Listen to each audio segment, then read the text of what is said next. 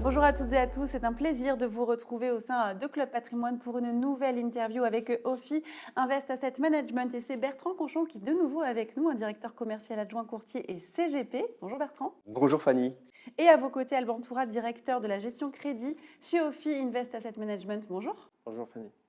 Alors Bertrand, je vais commencer avec vous. On constate aujourd'hui un fort appétit depuis l'an passé même sur les fonds obligataires. Est-ce que vous confirmez ce fort appétit sur les fonds obligataires ? Complètement, et c'est un des intérêts des conseillers en gestion de patrimoine, c'est qu'ils sont dynamiques, qu'ils sont réactifs et qu'ils peuvent s'adapter au contexte. Et ils l'ont fait fortement l'année dernière sur les fonds obligataires à échéance, et en particulier sur des fonds chez nous, chez Ophi Invest AM, et je les en remercie. Cette année, ils vont davantage voir des fonds dits non contraints, c'est-à-dire qui sont carte blanche dans le monde obligataire, qui peuvent aller chercher des obligations souveraines, des obligations privées, à haut rendement, spéculative à haut rendement, ou alors investment grade, voilà, plus carte libre.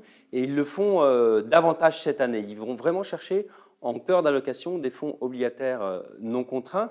Et en fait, Fanny, l'offre est assez restreinte. Ils ont peu de fonds qui répondent à cette attente.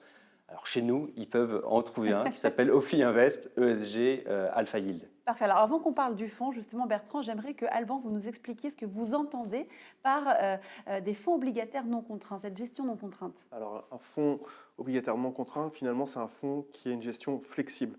C'est-à-dire qu'il n'a pas d'indice de référence, le gérant a une grande latitude pour piloter la duration et le risque embarqué dans le fonds. Donc, c'est particulièrement intéressant pour nous, pour les investisseurs, parce que dans une période où la volatilité sur les taux est assez forte et également sur les spreads de crédit, donc le supplément de rendement qu'on demande aux obligations d'entreprises privées, c'est toujours intéressant d'être dessus.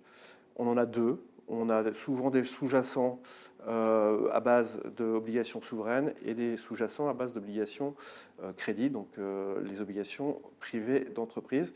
Nous, on est plutôt sur la partie crédit chez Ophi Invest Asset Management. Parfait. On va parler justement d'un fonds, un fonds obligataire non contraint, un fonds de ce type. C'est Ophi Invest ESG Alpha Yield, comme Bertrand a pu le dire. Est-ce que vous pouvez nous présenter ce fonds, ses grandes caractéristiques ?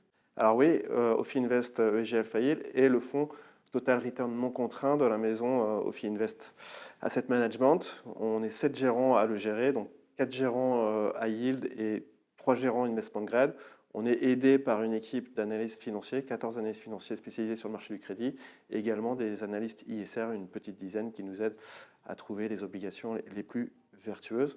Donc ce fonds est un fonds non contraint. Donc qui dit non contraint dit grande flexibilité sur le pilotage de la duration, c'est ce qu'on essaie de faire, et également sur le crédit, parce qu'on est vraiment sur le crédit. Et là, pour le coup, on est sur toute la gamme crédit. On peut aller du crédit très risqué, comme le haut rendement spéculatif, jusqu'au crédit plus safe, comme l'investment grade, en passant par des subordonnées financières, des obligations subordonnées financières.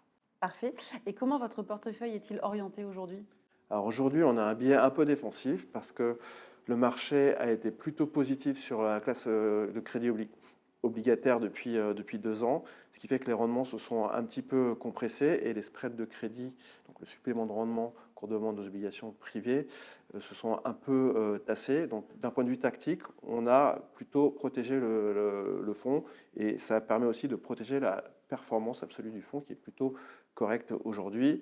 Mais on a toujours un biais très positif et très constructif sur le haut rendement, notamment sur la classe d'actifs, la classe de notation WB, et également sur les subordonnées financières qui offrent toujours un bon couple risque-rendement. Parfait, merci pour toutes ces précisions. Bertrand, peut-être un mot de conclusion ? Oui, je disais tout à l'heure, c'est un fonds assez différent de ce que peuvent trouver les conseillers de gestion de patrimoine par ailleurs, parce que, un, il est non contraint et l'offre est assez restreinte de ce genre de fonds. Et deuxièmement, comme le disait Alban, il y a une typologie qui est assez axée sur le crédit, les obligations privées, et ça en fait un fonds complémentaire à d'autres fonds qui auraient davantage d'utilisation sur le souverain, sur l'arbitrage de taux, des choses comme ça.